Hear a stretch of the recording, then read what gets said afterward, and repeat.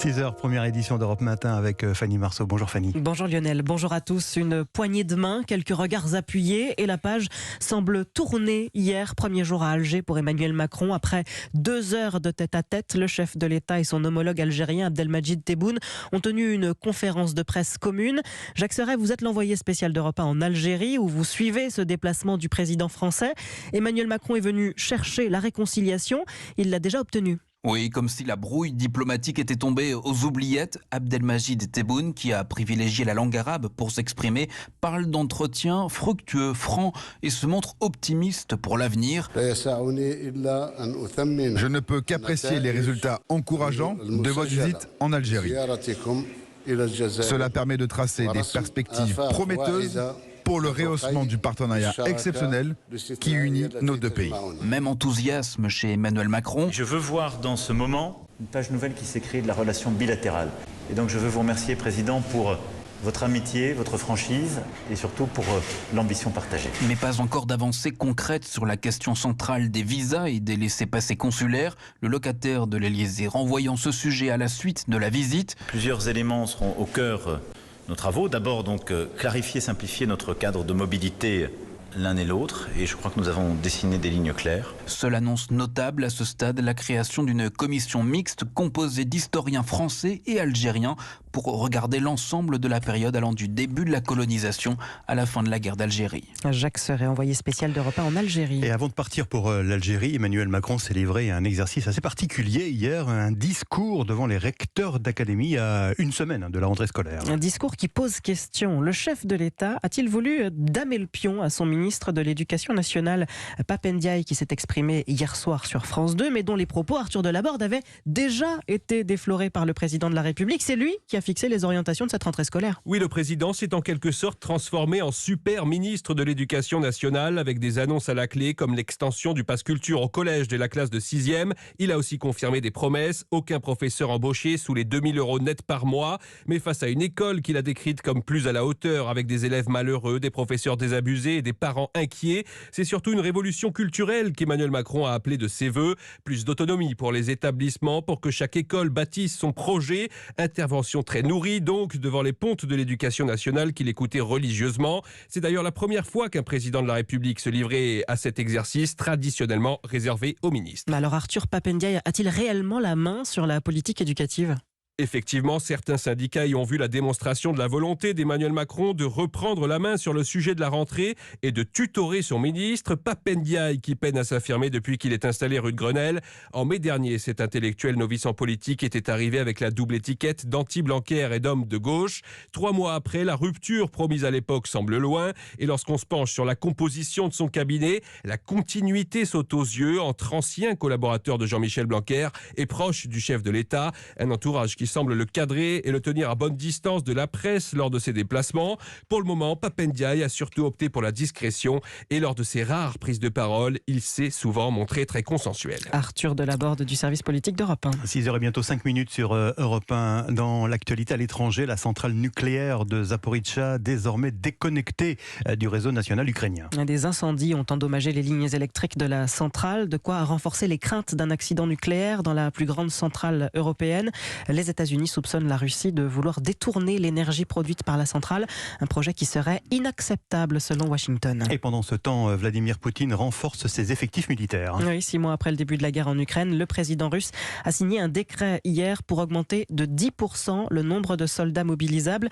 Un signe, s'il en fallait un, William Molinier, que ce conflit est appelé à durer. 137 000 soldats viendront gonfler les rangs de l'armée russe au 1er janvier prochain. Au total, elle sera dotée d'1 150 000 combattants. 2 millions de membres si on prend en compte le personnel civil. Vladimir Poutine cherche à régénérer son armée qui a subi de nombreuses pertes en Ukraine. Moscou n'a pas communiqué sur le nombre de morts dans ses rangs. Un seul chiffre avait tout juste été assumé au début de l'invasion, 1351 morts, alors que l'Ukraine revendiquait avoir tué ou blessé 45 000 soldats russes et que les estimations des Occidentaux étaient de l'ordre de 20 000 à 30 000 tués ou blessés. Dans ce contexte, aucune explication ou justification n'a été apportée à cette augmentation prévue de 10% de l'armée russe.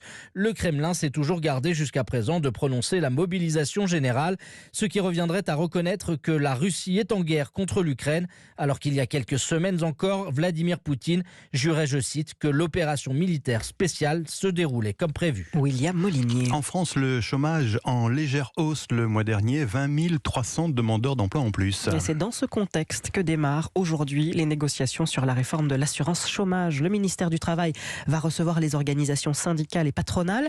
Discuter, oui, mais le gouvernement compte bien rester sur son idée de départ. Les nouvelles règles de l'assurance chômage devront suivre l'état du marché du travail, Aurélien Fleureau. Oui, c'est ce que répète le ministère du Travail. Faire en sorte d'inciter au retour à l'emploi quand l'économie va bien, donc en durcissant les règles. Et puis lorsque la situation économique se dégrade, là, les règles redeviendraient plus protectrices avec les demandeurs d'emploi. Une idée qui en théorie peut se discuter, explique Cyril Chabagnier, président de la CFTC, mais qu'il juge impossible à mettre en place concrètement. On ne peut pas revoir les règles tous les mois. Donc on va faire quoi ? On va avoir des règles une fois par an, une fois par semestre. Mais l'économie aujourd'hui change tellement avec une rapidité importante qu'on risque d'être toujours en décalage.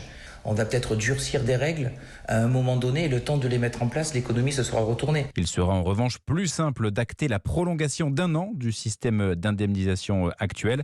Enfin, la réforme de l'assurance chômage pourrait aussi faire partie des premiers sujets abordés à l'occasion du CNR, le Conseil national de la refondation, qu'Emmanuel Macron va lancer le 8 septembre prochain. Aurélien Fleureau du service économie d'Europe 1. Le texte du gouvernement sur l'assurance chômage doit être examiné au Parlement début octobre. À 6h07 sur Europe 1, où l'on découvre que la pollution est une grande complice, grande alliée du Covid. C'est en tout cas ce que révèle une étude du CNRS. Oui, les chercheurs se sont aperçus que dans les grandes villes d'Europe de l'Ouest, plus la pollution était élevée, plus le nombre de décès liés au Covid était important. Les explications de Louise Douillet. Paris, printemps 2020, les courbes de mortalité du Covid-19 et celles de la pollution de l'air se superposent.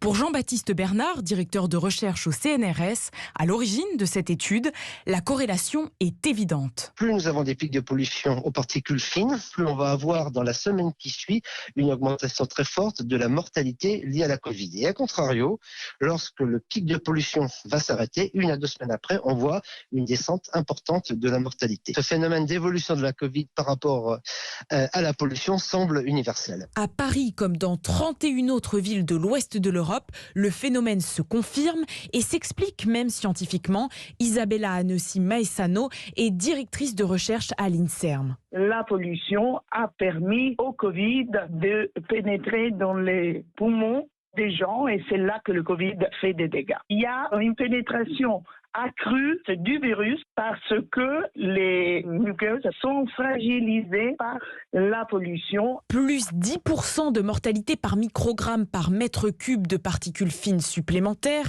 et des chercheurs qui appellent les pouvoirs publics à agir au plus vite afin de réduire les niveaux de pollution des grandes villes. Louise Douillet.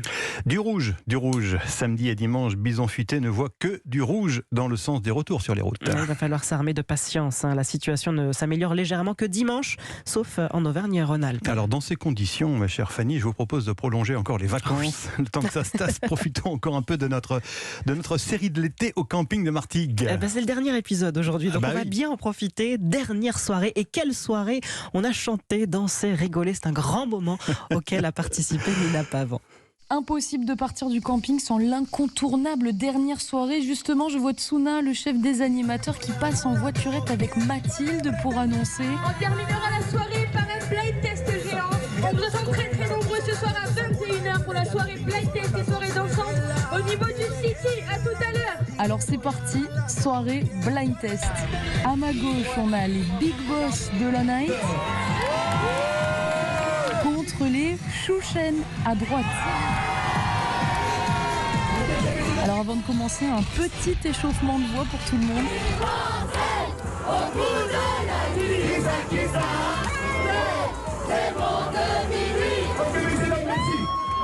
Aurélien, c'est votre dernière soirée. Vous avez choisi plutôt d'arbitrer, vous, ce soir. Comment vous vous sentez? Très content de cette semaine passée ici.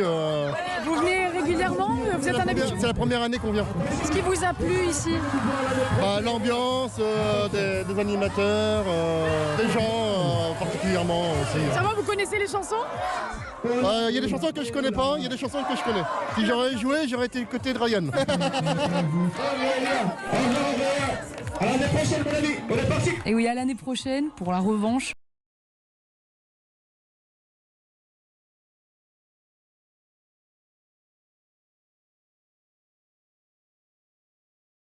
C'est Soprano avec le morceau. Mais oui, oui, en plus, c'est en terre marseillaise, c'est forcément oui, Soprano. Bon, vous n'êtes pas encore prêt pour l'année prochaine. Elle a pas la voix un peu cassée, là, Nina Pavron? Je crois qu'elle a trop chanté. Aussi.